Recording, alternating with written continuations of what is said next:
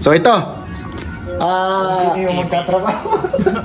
Ano guys, palaro kami guys kung sino yung pipiliin, kung sino yung mananalo kasi dalawa lang yung papapasawakin bukas guys sa Yarda. Actual to walang daya. So, quiz to. Kung sino yung parehas yung quiz na lalabas na dalawa, sila yung makapasok sa trabaho. Pero tayo lang muna Talo, tayo muna. Sige, ano to? Walang samaan ng loob Walang samaan ng loob. Larong tropa. Larong tropa to. Sige, basta. Saglit lang. Walang samaan ng loob. Ano yan? Sige, final na. Kahit maganda sila kayo pareho. Basta walang samaan ng loob. Saglit. Tayo lang magpapayo. Okay. Sumuli ako kung meron na iba. Sige, let's go. Let's go, Papa Mulo. Palagan, final na. Final. Samaan ng loob. Patayin na yan. Wala, foul. Nalaglag ang panganib nilabanan dahil para sa walang samaan ng loob. Mabangga man siya o hindi. Tao. Malinaw. Tao Ako susunod. Naging tao yan. Wala ka na. Kung naging tao to guys, agil na yan. Pero iikot mo pa rin. Nasa amin na ang hindi makasawa bukas. Naging tao yan. Wala ang samaan ng loob Wala. Tao. Tao lumabas. Play ko na. Tao, walang daya. Tao. Hello! Napasadabaw na karating sa Canada. Pag-ibig ngayon ay nandito na. Sabay ang mga utol na isa. Ayan mo ako dun Malaki yung puntos ko dun. Wala samaan ng loob guys. Panalo kami guys. Magluto ka muna. Napasadabaw na karating sa Canada. Magluto ka muna. Walang daya. Yours ano? Ano yung larong tropa ba? Larong tropa. Pero hindi bale.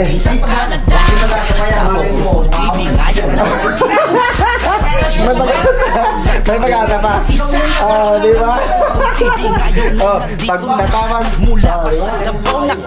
sim ko to, di ba? Pag maawa yung opisina na tatlo yung kailangan, sama-sama na tayo, di ba? Maswerte to, di ba? Yan na guys, thank you very much sa pagtingin sa pag-follow. Thank you. Alright, nandito tayo ngayon guys sa ang tinatawag na Real Talk interview. Sa palaro guys na nakita nyo na pinost ko guys, walang samaan ng loob dahil dalawa lang ang kukunin na magtrabaho bukas, part-time job sa Yarda. Ngayon guys, may isa na laglag. Interviewin natin. Ito sa Buddy Joel. Siya yung natatalo. So kaming dalawa ni Yours Melvin. Kami yung magtrabaho bukas sa Yard. Itong isa natatalo, interviewin natin. Let's go! Kaya ka lang good body. Sport yun. Sport lang. Kaso naman, kawawa ka naman ngayon. Kawawa ka, wala kang dolyar. Grabe naman yan. Mike mo, gamitin mo. Ang masasabi ko ngayon, malungkot ako, masaya. Bakit? Kasi malungkot ako, unahin muna natin yung masaya. Masayang-masaya ako dahil makakausap ko yung misis ko mag-aaral. Yun yung tama. Yun dapat. Malungkot na malungkot malungkot ako ngayon. Kaya ba? Bakit naman? Buddy, bakit? Wala akong dolyar. Dolyar na yung dalawa lang may dolyar. May parto pa. Nakakalat ka sa buhay. May parto pa yan. Yung masaya. Yung masaya. Yung may patawag. May malungkot. Malungkot ako pero masaya. Baka may ano, sige nga, baka may pag-asa pa. To the rescue. Seraris. Makawa. Natatalo ko ako. Makawa ako. Dolyar. Natatalo ko. Sana mag-iba yung yung schedule, mag-iba ko kami. Sir, to the rescue, tawag ko na. So, hanggang bukas may ano, mahaba pa yung oras natin ba baka mag-iba yung isip, baka may maraming trailer na parating na kailangan trabahuin, no? Maging tatlo yung kailangan. So, mahaba pa yung oras. Manawagan ka na. Malay mo, 9 hours yun. Sir, naantay namin yung tawag mo. Pakunti ng pakunti yung oras namin. Malapit ng maluto yung tinola. Saan tumawag ka na, sir? Sayang yung dollars. Diba? O, panghuli tanong, baka may tanong ka pa. Wala na akong tanong. Masaya ako ninalaw kasi kailangan ko talaga ano. Kasi fix na ako sa yard. Pag gusto lang ng halo sa akin, fix na ako sa yard.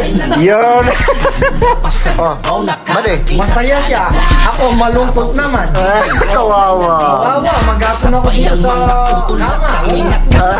Walang dollars. Ano nga kayo sa kama? Ano nga kayo sa kama? Magkapod. Hindi kapag tawagan na lang. Sa misis ko. Shoutout kay Laika Brasal. Ano, holiday kayo bukas, ano? Hindi tayo bukas. Laika Brasal. So, ano, babay na. Papa Abdul. Davao Utol TV. Utol TV.